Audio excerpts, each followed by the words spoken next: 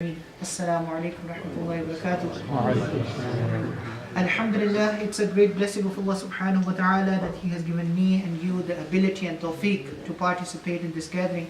And we ask Allah subhanahu wa ta'ala to make this gathering a source of guidance for all of us. And we ask Allah subhanahu wa ta'ala to make this gathering one of the means of our entry into Jannah.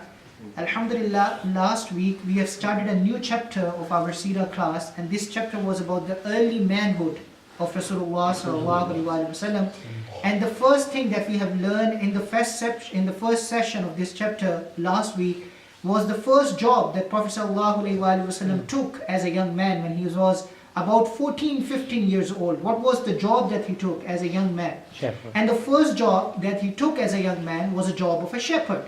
Now we learn the hadith of Rasulullah sallallahu alaihi wasallam, which is the hadith of Bukhari, in which Prophet ﷺ said that Allah subhanahu wa ta'ala never sent a messenger except that he was a shepherd. He used to take care of sheep. Now the question is that why did Allah subhanahu wa ta'ala make Prophet Muhammad sallallahu alaihi wasallam, who is the best creation of Allah subhanahu wa ta'ala, who is the most awesome creation of Allah, why did Allah make him start his life with this menial, with this most lowest paid, the most difficult job in all of the Makkah? If Allah had wanted, He didn't even have to lift a finger, and the money would have poured upon him from all directions. He is the Nabi of Allah. He is the Prophet of Allah subhanahu wa ta'ala. So why did Allah subhanahu wa ta'ala make him start his life as a young man in this manner, in this fashion? What are some of the wisdoms? What are some of the benefits? So the answer is that there are many wisdoms and there are many benefits. And inshallah, that's what we try to learn tonight. First and foremost, I will try to make it interesting. Like I said before, it's going to be a very academic discussion, so I hope you stay awake. If you don't, then I will make you stand up and I will make you stretch so that you stay awake. But anyways, I will try to make it interesting. I hope that I don't have to make you stand up and stretch. First and foremost, being a shepherd gives you the opportunity to engage in solitude. It gives you an opportunity to contemplate and think. When you are a shepherd, what do? You take your sheep, you take your flock, you leave the society, you leave the people, and you go in the desert, you go in the jungle. And in the jungle, you enjoy solitude. There is no one around you. You are alone, no human beings around you. At that time, you think and you contemplate. And you think about the purpose of your life. And subhanAllah, this is true even today. If you look around us, if you look at the people around us, subhanAllah, you will see that the people who are busy with the dunya, they are the least spiritual people.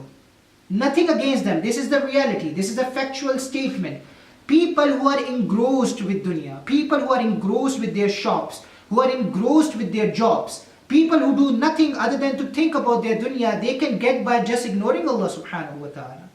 And by the way, this is not a coincidence that atheism is more popular in the UK than in Pakistan. You know why it's more popular in the UK? Because UK is the more richer country.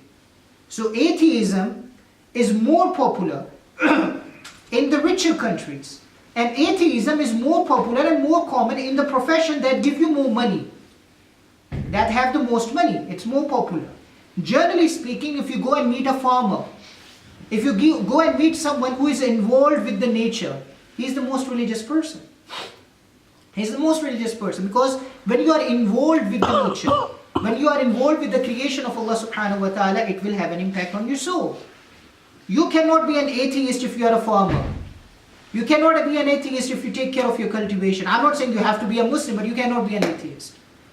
You cannot be an atheist if you see the nature, if you see the creation of Allah subhanahu wa ta'ala, because you are involved with this. And when you are involved with this, you have iman, you have ruhaniyat, you have spirituality. You have this. So again, the people who are involved in this dunya, who are away from the creation, who cut themselves off from the creation of Allah, and they are immersed in this dunya, they have a hard heart. They have a hard heart. And it happens to all of us. Whenever we stay away from the mosque and we are more involved in our other activities, our heart becomes hard. Why our heart is so soft in the month of Ramadan? Just think about it.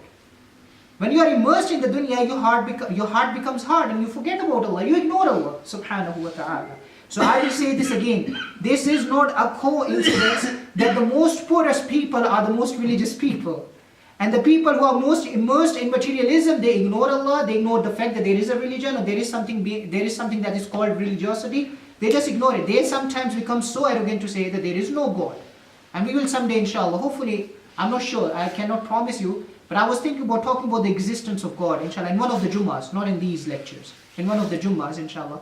We'll talk about it later. But this is one of the wisdoms of Prophet ﷺ starting his life being a shepherd. This is one of the wisdoms, that you get a time to contemplate, to think about the purpose of your life, because you are in a desert, you enjoy solitude, there is no one around you, so you are thinking and you are pondering upon the creation of Allah subhanahu wa ta'ala, and somehow you believe in the existence of God, number one. The second wisdom is that, you're not going to like this wisdom by the way, but the second benefit and the second wisdom is that sheeps are very similar to human beings. I'm saying this because sheep need to be taken care of. Otherwise they will go astray. They need to be taken care of. Otherwise they will go astray. Sheep need a shepherd. And every animal, every sheep has a unique personality. And a shepherd has to understand this personality of every single animal. I'm not a shepherd. I've never been a shepherd. But I've met shepherd because I studied in Jamia Shafia in Lahore, where most of the people were from the villages. And they used to take care of sheep. And they said the exact same thing. They said that every animal, every sheep in a flock, it has a unique personality. And you have to treat that animal according to the personality of that animal. Some are stubborn, some are kind. Some know where to go, and some just follow the pack. Some are the leaders, some are not the leaders. So they have different personalities. And a shepherd has to understand these personalities. A person like me, a person like you, we can't even tell them apart. They look same to all of us. We can't tell them apart. But you go to a farmer or you go to any farm, they will even mention the names of those sheep, the kinds of those sheep, the species of those sheep. Why? Because they have to understand them so that they can treat them accordingly. And this is a quality of a good leader. This is a quality that Prophet ﷺ needs as a Prophet of Allah. He needs to deal with the people according to their personalities, according to their mazaj, according to their circumstances. That is why when we talk about da'wah, this is very important, brothers. Very, very important. When we talk about da'wah, calling people towards Allah, there is such a thing as called hikmah, wisdom. And he earned that wisdom by becoming a shepherd. He understands that wisdom. Alhamdulillah. So this is the second benefit. The third benefit is that, being a shepherd makes you soft and tender on one hand, but it also makes you brave and courageous. It also makes you brave and courageous. Why? Because you have to take care of your flock. You are in the desert, no one is around you. There are no human beings, no group of people to protect your flock. So you have to be brave to fight the wolves, to fight the beasts that can attack your flock. So simultaneously it is making you soft and tender because they are your animals, so you love them. They are your animals, you are taking care of them, you love them, they are your flock. But at the same time you are brave and fearless. Why? Because you have to fight all the enemies that can attack your flock. And Prophet ﷺ said a hadith in Sunan Nasa'i, subhanAllah, beautiful hadith. Prophet ﷺ said that the people who own horses, they will become proud. They are full of pride. And the people who own camels, they are full of arrogance. And the people who own sheep, they are full of waqar and sakina. They are full of humbleness and humility. Horse owners, BMW owners, full of pride, right? And there's nothing, there's nothing wrong in it if you don't take it in an un-Islamic way. If you have a good savari, if you have a good conveyance, good means of transport, alhamdulillah. But it shouldn't make you arrogant. It shouldn't make you feel that you are better than other people who has a Fiat Punto. So what I'm trying to say is that the Prophet ﷺ is passing a general statement, a factual statement, that the horse owners have this kind of sense. Camel owners become arrogant. But the people who take care of sheep, they have waqar and sakina. They have humbleness and they have humility. And that's one of the reasons why Prophet ﷺ said in a hadith of Bukhari that Allah sent every prophet as a shepherd. That's one of the reasons, because being a shepherd inculcates certain qualities: patience, tenderness, love, mercy, kindness, bravery. All of these qualities you have if you are a shepherd. And then subhanAllah, later on you see in the life of Rasulullah sallallahu alaihi wasallam, later on you see that he has so much tenderness. He shows so much love and affection even to animals. Even to animals. And this is because he was a shepherd himself. He took care of animals. You know, we should talk about sometimes, because we are living in a Western country, so you should learn about this and you should tell your friends about this. There is a whole aspect about animal rights in Islam. And sometime, inshallah, if I get a chance, I will do a whole session about it. There is a whole aspect, hadith of Rasulullah sallallahu alaihi wasallam, about the rights of animals in Islam. One hadith that I will mention with you, I will share with you, again in Sunan al-Nisa'i. Prophet sallallahu alaihi wasallam was somewhere, and a camel came to Rasulullah. And it started making its noises. And the tears came out of the camels. And Prophet ﷺ, he soothed the camel and he calmed it down. He soothed the camel, he calmed it down until it stopped crying. And then Prophet ﷺ said, where is the owner of that camel? And a man came. And Prophet ﷺ said that your camel has complained against you.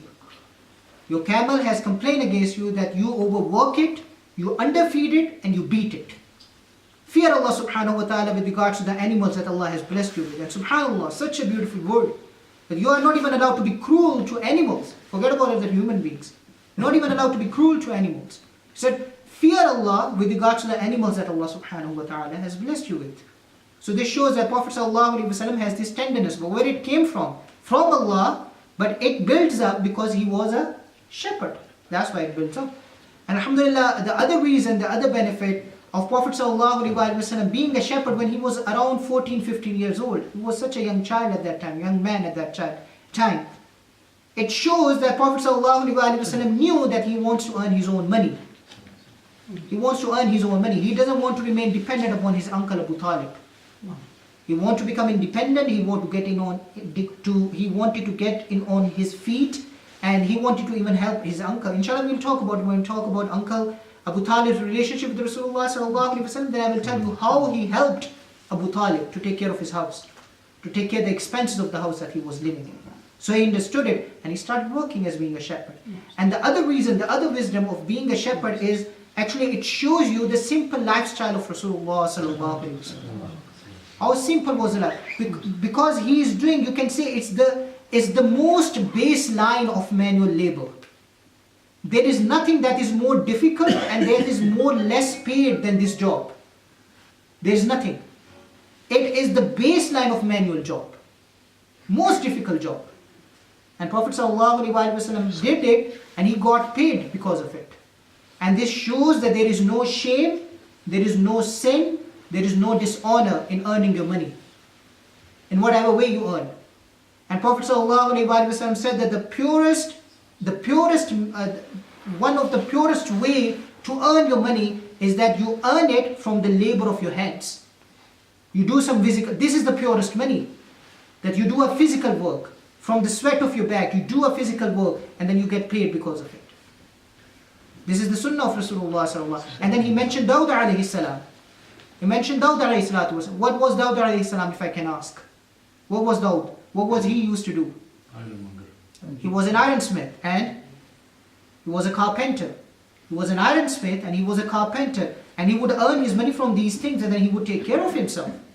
And alhamdulillah, Prophet ﷺ did the same. And this shows that one of the signs of sincerity is that you do good for other people, but you don't expect anything in return. Prophet ﷺ earns his own sustenance. He earns his own risk. He earns his own money. He did not get money from the people around him. And this is a lesson for a person like me, who is doing the work of deen. Or people like you, who goes out and do the work of da'wah. Don't expect anything in return from the people. Never. This shows your sincerity. Prophet said, there are so many verses in the Quran. La asalukum alayhi ajra. Ma asalukum alayhi mala. I'm not asking you for money. I'm not asking you for sustenance just because I'm teaching you the deen of Allah. My intention is just to please Allah subhanahu wa ta'ala. And subhanallah, this is reality. This is the reality that when people don't have any favor upon you, then you do this work with more sincerity. You call people towards Allah. They are not paying you, so why are you doing it? What is your motivation? What is your excuse? No one is paying you anything. You're doing it for the sake of Allah. This gives you more sincerity. So alhamdulillah, that was the reason why Prophet ﷺ started his life as being a shepherd. Finally, the final reason, inshallah, this shows that even after Prophet Muhammad sallallahu alaihi wasallam, he became a prophet. He was not embarrassed to tell people from where he started his life. After he achieved the highest pinnacle, after he got all the success and everything that he needed, he was not ashamed to tell people that I started from here. And this is the reality of this dunya. I'm not saying that this is the reality of religion. This is the reality of religion, and this is the reality of this world. That if you start from the bottom and you work your way all the way to the top, then you are a successful person. You know, if you start at the top, for example, something happens, a fluke of coincidence, a birthright, something like this happened, and you started at the top, you will never be as successful as a person who started from the bottom and then he worked all of his way to the top. You can never be. Like I was saying, this is the reality of the business as it is the reality of our religion. You know, you look at all the most successful entrepreneurs of this world. You know, people like Bill Gates or people like Steve Jobs. You know, people like that. They started from where? From the bottom, from their backyards, from their basements, from their garages. That's from where they started. And then these are the people who made the largest empires in this world, who make the biggest empires in this world. And never a person who inherited all of these things instantaneously, he can never become as successful as these people who started everything from the scratch.